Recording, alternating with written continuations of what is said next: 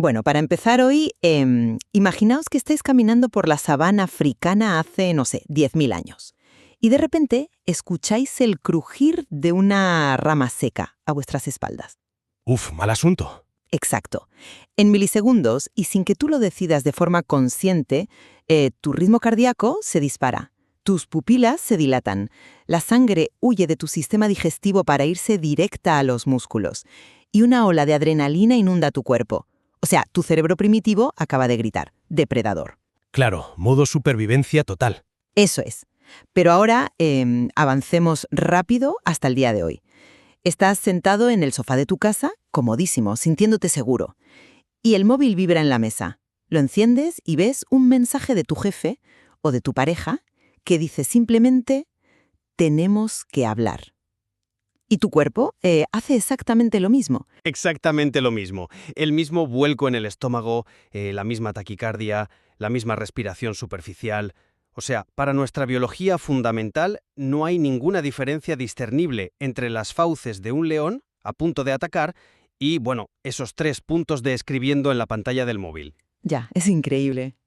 Es un cortocircuito evolutivo fascinante y a la vez absolutamente devastador para nuestra salud mental hoy en día. Y ese cortocircuito precisamente es el corazón de nuestro análisis de hoy.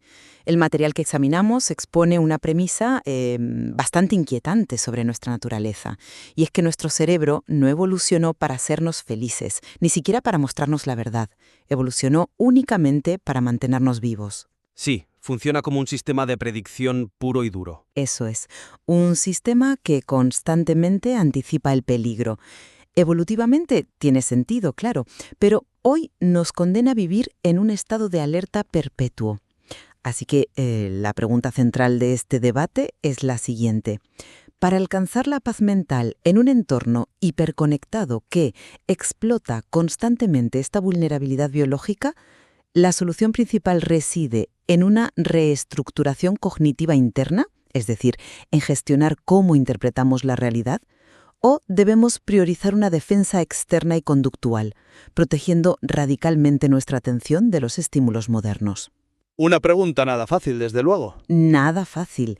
Y bueno, yo en este debate sostendré que el dominio cognitivo y la aplicación interna de la dicotomía del control estoico son la clave absoluta, la única forma de reeducar nuestro sistema predictivo desde la raíz. Y yo argumentaré que, dado que el entorno moderno no es simplemente ruidoso, sino que está deliberadamente diseñado por ingenieros para secuestrar nuestra atención y detonar ese preciso mecanismo de supervivencia, pues la reestructuración cognitiva pura se queda muy corta. Es secundaria frente al acto conductual primario. El acto radical de ignorar, de levantar barreras externas, es el verdadero escudo. Sin él, cualquier filosofía interna se desmorona ante la abrumadora fuerza de la biología. A ver, para entender mi postura y este enfoque más cognitivo, creo que tenemos que ir a la raíz misma del sufrimiento moderno. O sea, no enfrentamos una crisis de entorno, enfrentamos una crisis de interpretación. Y esto enlaza directamente con la máxima del filósofo estoico Epicteto, que hace más de 2000 años dijo algo así como: algunas cosas dependen de ti y otras no. El material base explica algo crucial aquí, y es que la mente no nos muestra la realidad objetiva como si fuera, no sé, una cámara de vídeo. Claro, no es un reflejo exacto. Exacto, nos muestra una interpretación predictiva. ¿Por qué siempre imaginamos lo peor? Porque hace miles de años, el homínido optimista que pensó que el ruido en el arbusto era solo el viento, pues se lo comió el león. Lógico. Y el pesimista, que salió corriendo, sobrevivió y nos pasó sus genes. Pero hoy en día, la ansiedad o el miedo que sentimos ante un simple correo electrónico no son verdades absolutas. Son simples señales subjetivas. Falsos positivos. Por lo tanto, la solución primordial tiene que ser interna. Debemos dominar ese piloto automático del cerebro, cuestionando la narrativa que nos montamos sobre amenazas que ni siquiera existen. El verdadero poder está en ensanchar ese espacio entre el estímulo y nuestra interpretación. Fíjate que te compro 100% la explicación de la biología evolutiva y el principio del falso positivo también. Abordo esto desde la misma base, pero con una perspectiva estructural completamente diferente. Vale, a ver. Concuerdo en que el cerebro es un sistema de predicción que hoy resulta obsoleto frente a un correo electrónico.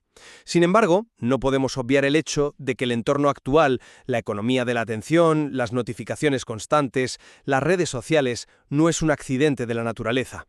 Está deliberadamente diseñado para detonar ese mecanismo exacto de supervivencia del que hablas. Ya, pero... Espera, déjame terminar el punto. Ninguna filosofía interna, por muy estoica o depurada que sea, funciona si la mente ya ha sido secuestrada preventivamente. Tratar de razonar y aplicar lógica con un cerebro que acaba de ser inundado por cortisol y adrenalina mediante estímulos diseñados para generar urgencia es una batalla perdida. Por tanto, la herramienta principal no puede ser el diálogo interno, sino preservar nuestro único filtro de claridad, la atención. El acto verdaderamente transformador es el acto de ignorar. Cortar el suministro de caos antes de que el cerebro siquiera tenga la oportunidad de malinterpretarlo. Déjame frenarte ahí un segundo, porque creo que la estructura misma de nuestros argumentos nos obliga a diseccionar dónde se origina realmente la amenaza. Si asumimos, como dices tú, que el entorno nos secuestra y que debemos cortar el suministro, estamos asumiendo que somos víctimas pasivas. Bueno, víctimas... Casi marionetas. O sea, marionetas de Mark Zuckerberg o del que te envíe un WhatsApp. Analicemos cómo funciona la máquina por dentro.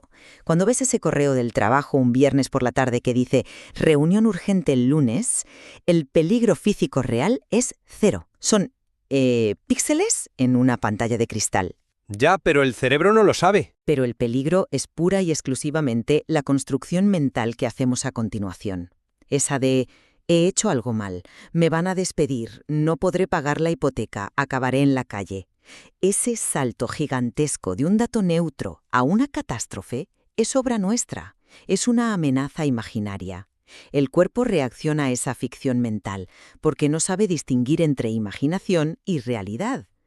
Entonces, si nos limitamos a bloquear los estímulos externos, apagando el móvil o huyendo de la tecnología, no estamos simplemente construyendo una fortaleza para escondernos del mundo, en lugar de forjar una mente que pueda permanecer imperturbable dentro de él. Hombre, llamarlo esconderse me parece una simplificación que roza la injusticia con el ciudadano moderno. No estamos hablando de irnos a vivir a una cueva y tirar el móvil al río. Bueno, a veces suena a eso. Que va, que va. Estamos hablando de reconocer una simetría armamentística brutal. Tu cerebro no está simplemente tropezando con interpretaciones erróneas de forma inocente, ¿eh? Está siendo empujado por algoritmos. Cada notificación, cada vibración es un microasalto a tu sistema nervioso. Y aquí está el mecanismo fundamental que el material subraya. Cada vez que cedes tu atención, el ciclo químico del miedo arranca. Te pondré un ejemplo claro. Intentar aplicar discernimiento estoico cuando tu atención está fragmentada y tu amígdala, el centro del miedo del cerebro, ya está encendida, es como intentar instalar un antivirus complejo mientras un malware te está consumiendo el 100% de la memoria RAM del ordenador. El sistema no responde. Tienes que arrancar el cable de red primero. La defensa externa, el blindaje de la atención, es el prerequisito indispensable para procesar esa paz interna. Entiendo perfectamente la metáfora de la memoria RAM y el cable de red. Me parece muy ilustrativa, la verdad. Pero me preocupa profundamente la concesión que implica. ¿Qué concesión? Pues que si mi paz mental depende de que yo logre arrancar el cable, silenciar todo o aislarme del ruido, le sigo otorgando un poder inmenso a ese ruido. La dicotomía del control nos enseña exactamente lo contrario, a quitarle el poder al objeto externo. Y para hacer esto, fíjate, el material no se queda en la teoría abstracta. Analiza la estructura del contenido para mejorar el flujo y la coherencia de nuestra respuesta ante la ansiedad. Nos ofrece una mecánica muy concreta, el método del cerebro estoico. Sí, el famoso proceso de 4 pasos. Exacto. Y evalúa si el orden de los argumentos en este método no facilita la comprensión de lo que nos pasa. Paso 1, observar el pensamiento. Paso 2, nombrar la emoción. Paso 3, aplicar la pregunta «esto depende de mí». Y paso 4, actuar solo sobre lo controlable. Detengámonos en la elegancia del paso 2, el de nombrar la emoción. Vale. Cuando recibes ese correo el viernes y sientes el pánico, el método te pide que digas internamente «esto que siento es ansiedad anticipatoria». Y no es solo semántica, ¿eh? A nivel neurobiológico, al obligarte a ponerle una etiqueta verbal a la emoción, estás forzando a tu corteza prefrontal, la parte analítica del cerebro, a encenderse. Y por puro diseño cerebral, cuando la corteza prefrontal se activa, la amígdala disminuye su actividad. Le quitas el oxígeno al fuego. Transformas un monstruo emocional en un simple dato empírico a analizar. Es un argumento convincente, ¿eh? ¿Pero has considerado realmente la viabilidad de ese orden en el mundo real? ¿A qué te refieres? Pues que reconozco que la estructura del método es elegante en papel y te compro la idea de que la corteza prefrontal puede inhibir la amígdala al nombrar la emoción. Pero analicemos ese flujo del que hablabas. Evalúas el orden de los argumentos y suena bien, pero el paso 1 es observar el pensamiento. Bien, para poder dar un paso atrás y observar tu mente en tercera persona, necesitas un nivel base de claridad mental, un mínimo de silencio interior. No estoy de acuerdo con que necesites tanto silencio. Es que si tu atención está fragmentada entre 10 pestañas abiertas, el chat del trabajo parpadeando, la alerta de noticias saltando, ese paso 1 es biológicamente inaccesible. El orden de las operaciones de este método asume que ya posees la capacidad de pausa, y esa pausa se pierde instantáneamente cuando cedemos nuestra atención al caos externo. Ya, pero me pongo en la piel del que nos escucha y me pregunto, ¿acaso no estás subestimando nuestra neuroplasticidad? El acto de observar el pensamiento es precisamente lo que genera la pausa, ¿no al revés? ¿No necesitas un estado previo de quietud zen para aplicar el paso 1? Ese pico de cortisol cuando suena el móvil puede ser precisamente tu alarma interna para despertar. El recordatorio inmediato de que el piloto automático predictivo se ha encendido. No, a ver, entiéndeme.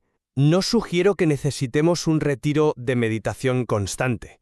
Lo que sugiero es que el método estoico moderno está fundamentalmente incompleto sin un paso cero, que sería el bloqueo atencional conductual. El modo no molestar del móvil no es una muletilla temporal, es el muro defensivo esencial. Si recibes 50 alertas en una hora, pedirle a tu corteza prefrontal que nombre la emoción 50 veces es pedirle que corra una maratón diaria. Bueno, es entrenamiento. Pero llegará la fatiga de decisión. Tu sistema va a fallar en la alerta 51 y la amígdala tomará el control. El acto radical de ignorar simplifica la ecuación dramáticamente. Elimina la fricción antes de que requiera interpretación. Es una simple cuestión de economía energética cerebral. Déjame plantearte esto, porque al escuchar tu defensa de ese paso cero, detecto un riesgo filosófico importante. Básicamente me estás diciendo que mi intento de ser más resiliente no sirve de nada si no configuro primero todos los filtros digitales. ¿No es eso una forma de rendición? Rendición. En absoluto. Sí, porque si yo necesito mi burbuja libre de distracciones para no entrar en pánico, entonces el teléfono sigue siendo el amo absoluto de mi estado emocional. La reeducación cognitiva profunda busca llegar a un estado donde la mente se ha curtido tanto que el teléfono puede sonar 20 veces y tú lo percibes con la misma neutralidad con la que escuchas la lluvia caer sobre el tejado. Ya, pero... Es decirle al cerebro, sí, he visto la señal, pero sé que no es un león. Esa neutralidad perfecta de la que hablas, donde el teléfono suena y te resulta igual que la lluvia, contradice la misma biología predictiva que hemos acordado al principio. El cerebro humano no procesa el tono de un mensaje de tu jefe como si fuera lluvia. El cerebro va a preguntar automáticamente, ¿y si es una emergencia vital? Pero puedes reeducar eso. Puedes reescribir la interpretación a posteriori, claro, pero el gasto metabólico de procesar y neutralizar esa señal 20 veces es innegable y a largo plazo insostenible. La claridad mental requiere un filtro previo. Y la atención deliberada, saber a qué le cierras la puerta, es ese filtro. Esto nos lleva de manera natural al terreno más profundo del material. Y ese es el papel de la incertidumbre en nuestras vidas. Porque en el fondo ambos buscamos lo mismo, una mente que no sea esclava del caos moderno. Totalmente. Pero diferimos en qué significa alcanzar esa independencia. Piénsalo así. El núcleo del problema no es que recibamos notificaciones, ni que haya inestabilidad, ni que el mundo sea estridente. El origen del sufrimiento es nuestra propia expectativa de cómo debería comportarse el mundo.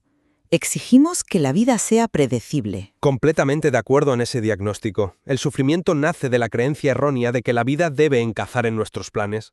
Como somos sistemas de predicción, odiamos la incertidumbre. El cerebro quiere resolver el puzzle todo el rato para sentirse seguro. Exacto. Y precisamente por eso el acto de ignorar es tan poderoso.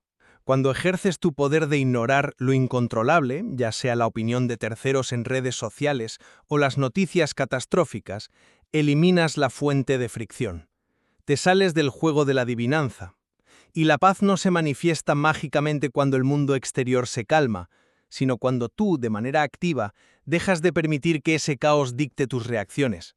Es el rechazo activo del ruido lo que te permite abrazar la incertidumbre. Entiendo por qué piensas eso, pero permíteme ofrecerte una perspectiva distinta sobre lo que significa realmente abrazar la incertidumbre.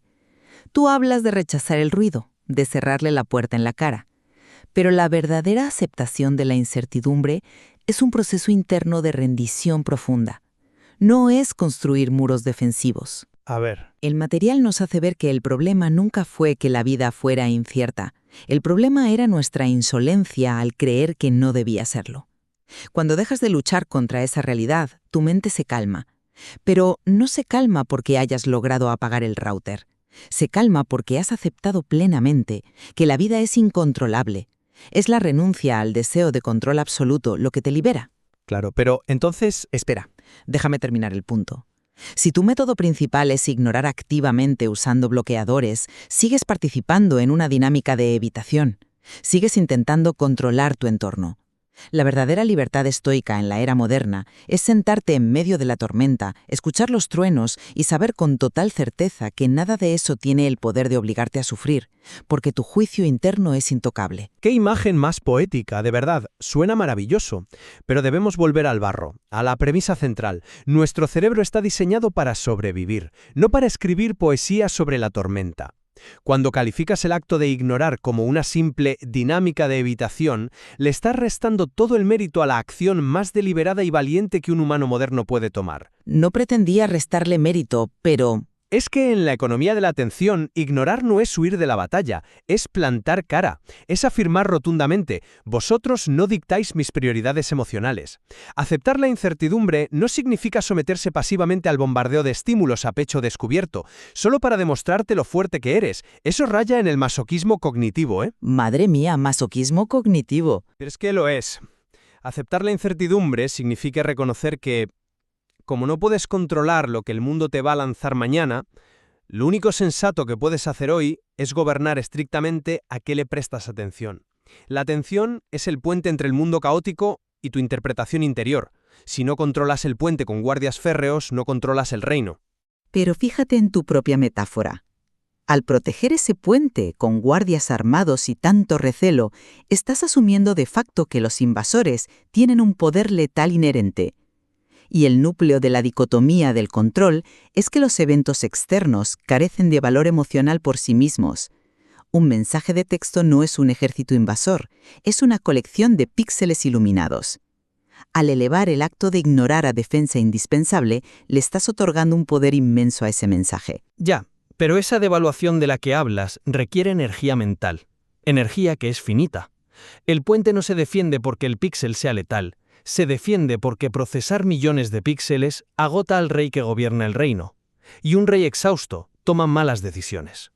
Bueno, es un debate fascinante y creo que la estructura misma de nuestra conversación nos ha llevado a ver con muchísima claridad las dos caras de la moneda. Me parece el momento adecuado para resumir nuestras posiciones. Perfecto. Por mi parte, mi postura se mantiene firme en que el sufrimiento contemporáneo requiere que reeduquemos nuestra interpretación profunda de la realidad. Dado que nuestro cerebro es un sistema predictivo que genera amenazas imaginarias, la solución más robusta a largo plazo es la intervención cognitiva. Al tratar nuestras emociones impulsivas como falsos positivos y aplicar los pasos del cerebro estoico, desactivamos las alarmas desde la raíz. La paz duradera emerge de renunciar internamente a la ilusión de control. Y por mi parte reafirmo que cualquier teoría cognitiva, por brillante que sea, necesita imperativamente una barrera conductual previa. Habitamos un ecosistema digital diseñado para despojarnos de nuestra claridad. No somos dioses estoicos, somos primates con smartphones. El acto radical de ignorar el paso cero es la defensa táctica primaria de nuestra supervivencia mental. Si no cortamos la hemorragia de atención, la reestructuración cognitiva se vuelve insostenible. Sin duda. Pero, a pesar de que chocamos frontalmente en el abordaje táctico, la convergencia entre nosotros es innegable. Ambos estamos de acuerdo en la premisa del material. El cerebro humano anticipa el desastre para mantenernos vivos. Y creo que ambos compartimos que la máxima de Epícteto, enfocar nuestra energía solo en lo que depende de nosotros, es más vital hoy que en la antigua Roma. Completamente de acuerdo, ya sea cerrando con llave la puerta al ruido exterior o desmontando minuciosamente las ilusiones internas, ambos enfoques persiguen exactamente lo mismo: rescatar a la mente de la dictadura de sus propias predicciones y del secuestro moderno. Eso es. Y con esta reflexión, pues invitamos a quienes nos escucháis a considerar la naturaleza de vuestro propio ecosistema mental. Frente al caos diario, ¿requiere vuestra paz una depuración radical de los estímulos externos? ¿O necesitáis dar un paso atrás y cambiar la narrativa interna con la que interpretáis el mundo? Hay mucha más profundidad en el material original sobre nuestro autoengaño evolutivo que vale la pena explorar. Así que, quizá, la próxima vez que sintáis la vibración del móvil en el bolsillo, podáis recordar que no hay ningún depredador al acecho. Es solo vuestra mente intentando manteneros con vida.